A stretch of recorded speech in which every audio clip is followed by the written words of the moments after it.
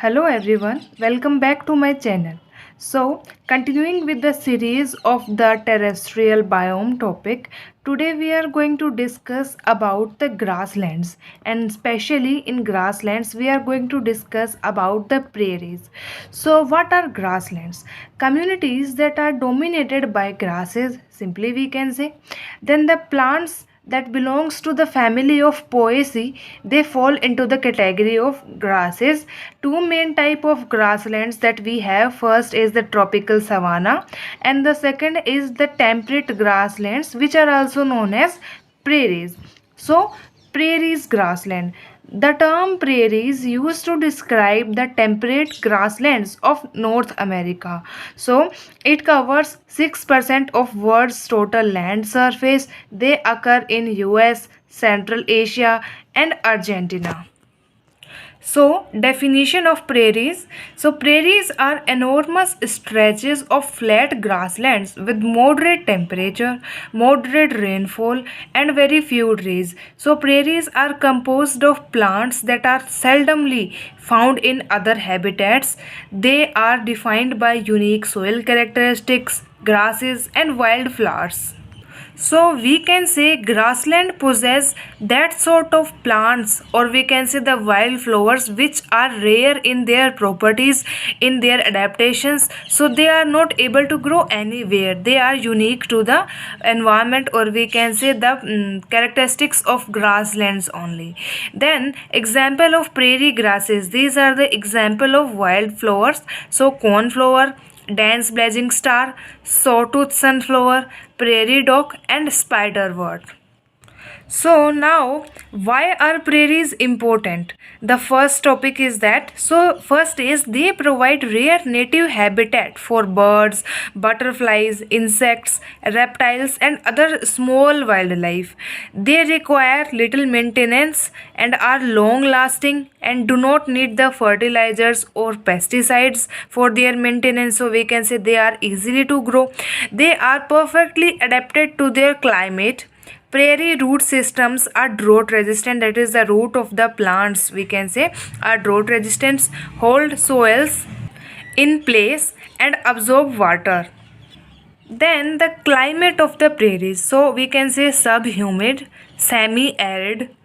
Winters are very cold and moisture is very less. Mean temperature, we can say the annual temperature ranges to minus 9.40 degrees Celsius. Summers are short and warm temperature ranges to 16 degrees Celsius. A water deficit is typical as the ecozone receive less precipitation. So we can say here drought like situations may occur usually and because of the low rainfall. Annual precipitation ranges from 250 mm to 700 mm. Summer thunderstorms are often severe, that is summer thunderstorms are also seen here. Then the soil. Deep soil have more nutrients, but due to less light, soil is poor. But we can say soil erosion is less here because of less drainage system is found. Then the type of the fauna that are found in the prairies, so grazing animals are abundantly present: bison, cattle, antelopes, deers and insects, coyote and badger. Mammals are generally running and burrowing type are large in proportion, that is they are found in larger proportion here. Grazing animals in West America are bison, pronghorn, antelope. In Eurasia, that is the part of Europe plus Asia, wild horses and wild asses. In Africa, antelope and zebra, and in Australia, kangaroo are found. Then this is a diagram representing the correlation between the precipitation and the prairie grass height. So as we can see in diagram, as the precipitation level is 10, the height of the grass is short, and is as it got increased by in 20 then 30, so later on the height of the grass is also increasing. In case of feet we can say, that is height is measured in feet of the grasses. So we can say they show a linear correlation, that is between the precipitation and the height of the grasses. Then, burrowing animals are rodents, ground squirrel, prairie dogs. Birds are meadowlarks, longspurs, hornlarks, rodent-eating birds. For the hawks, International Biological Program, that is IPB, for their conservation in the grassland biome has been selected for the studies. Then the type of flora that are found here, first are the tall grasses that range from 5 to 8 feet height as Andropogon gerards, big blue stem, that is the common name. Then Panicum virgatum, common name is switchgrass. Then midgrass that ranges from 2 to 4 feet as Andropogon scoparius, little blue stem. Then Stipa spertia, needle grass is the common name. Then the Agropyron smithi, known as western wheatgrass. Then short grasses that range from 0.5 to 1.5 feet. So Bucloe dactyloids, that is known as buffalo grass. Then Butyllus gracilis, that is blue grama grass. So that is the height of the grasses basically depends on the type of rainfall or the moisture and the nature of the soil also. Other plants like red elm, Ulmus rubra, then snail seed, then pawpaw, they are also found here. Then the geographical distribution of prairies. So prairies in North America is usually split into three groups. First is the wet prairie, then mesic prairie and dry prairie. So wet prairies, here the soil is very moist, including during most of the growing season because of poor water drainage. Then the resulting stagnant water is conducive to the formation of bogs and fens. So standing water on a very long time on the land surface leads to the formation of bogs and fens that are a type of a wetland, we can say.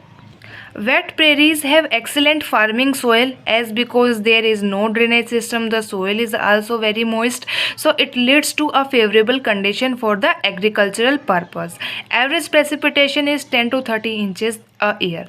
Then the mesic prairies, so it has good drainage but good soil during the growing season. This type of prairie is most often converted for agriculture uses as because it has possess all the properties for the agriculture purpose. Consequently, it is one of the most endangered type of prairie. Why endangered? Because it is most threatened for the we can say destruction of the natural habitat.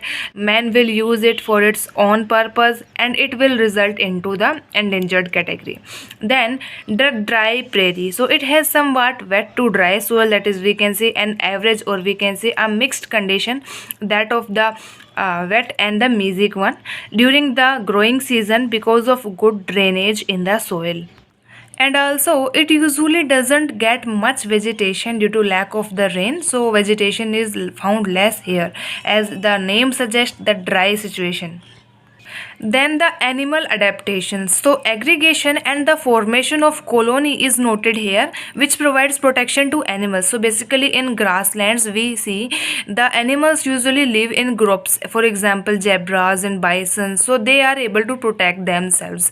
Is it endangered? That is, are the prairies endangered? So over the last century, prairie dogs have lost most of their native habitat to agriculture and urban development. So that leads to the falling of the prairies into the endangered category also.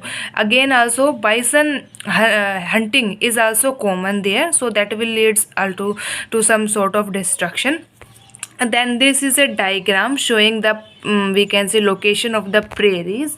So here the red prairies of Oklahoma, then the black prairies of Texas. Here the wheat growing is done, here the corn belt is done.